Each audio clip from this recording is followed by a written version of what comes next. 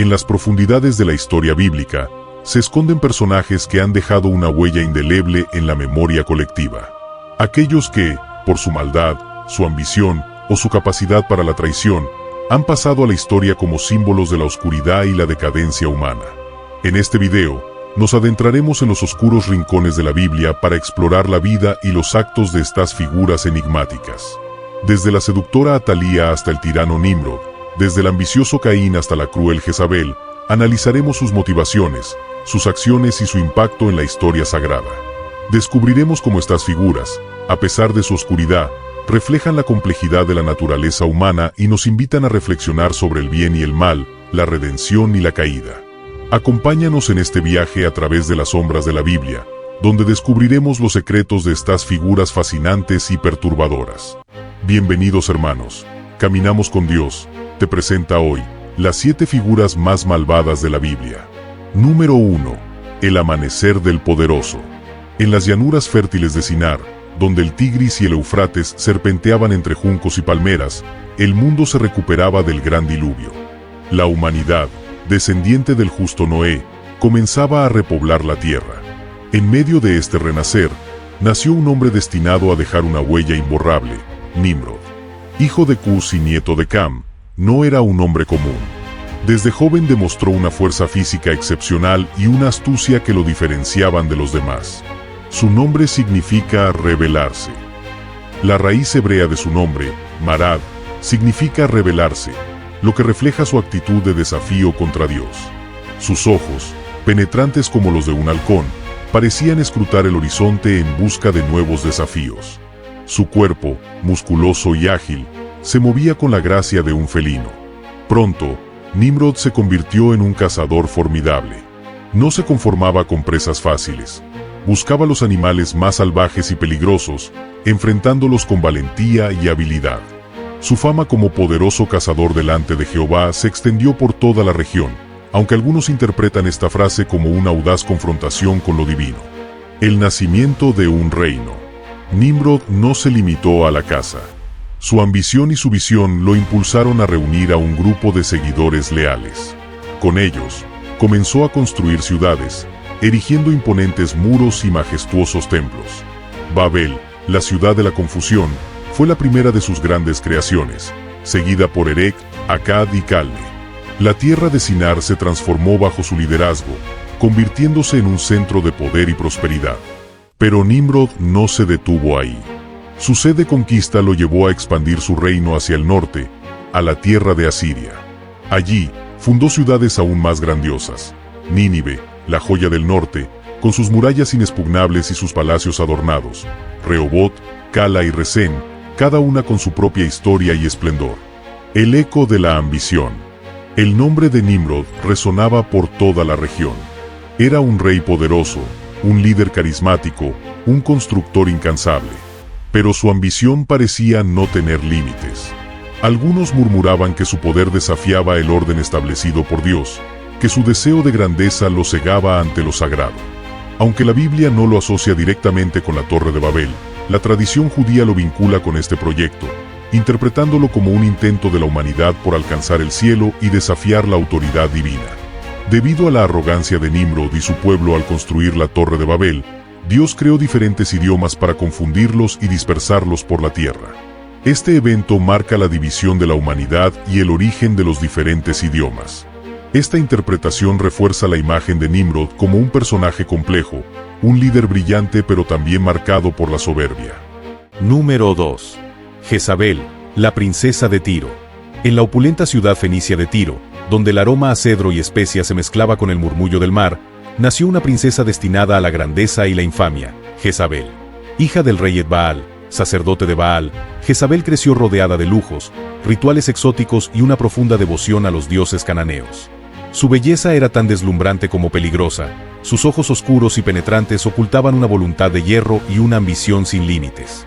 Desde niña, Jezabel fue instruida en los misterios del culto a Baal y Asera, aprendiendo los cánticos, las danzas y los rituales que invocaban a estas deidades.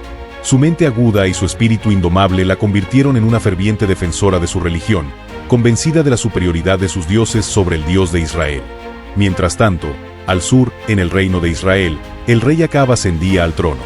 Era un gobernante débil e influenciable, fácilmente manipulado por su corte y sus consejeros.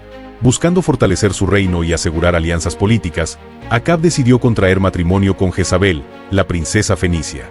El matrimonio fue un acontecimiento fastuoso, una unión entre dos reinos que prometía prosperidad y estabilidad. Sin embargo, lo que Acab no previó fue el torbellino que Jezabel desataría en Israel. La reina de Israel. Jezabel llegó a Samaria, la capital de Israel, con un séquito de sacerdotes, sirvientes y tesoros. No tardó en imponer su presencia y su influencia en la corte real. Su palacio se convirtió en un centro de culto a Baal, donde se celebraban rituales extravagantes y se ofrecían sacrificios a los dioses cananeos. La reina no se conformó con practicar su religión en privado. Con una determinación implacable, se propuso erradicar el culto a Jehová de Israel e imponer la adoración a Baal. Persiguió a los profetas de Dios, ordenando su muerte y sembrando el terror entre los fieles. Elías, el profeta valiente y ferviente, se convirtió en su principal adversario. La confrontación entre Elías y Jezabel se convirtió en un símbolo de la lucha entre el bien y el mal, entre la fe verdadera y la idolatría. En el Monte Carmelo, Elías desafió a los profetas de Baal a una prueba de fuego, demostrando el poder del Dios verdadero. La humillación de los sacerdotes de Baal y la matanza que siguió enfurecieron a Jezabel, quien juró vengar su derrota. Acab, cada vez más subyugado por la voluntad de su esposa, se convirtió en un mero títere en sus manos. Jezabel lo manipulaba con astucia y crueldad, utilizando su poder para satisfacer sus propios deseos y ambiciones. La caída de una reina.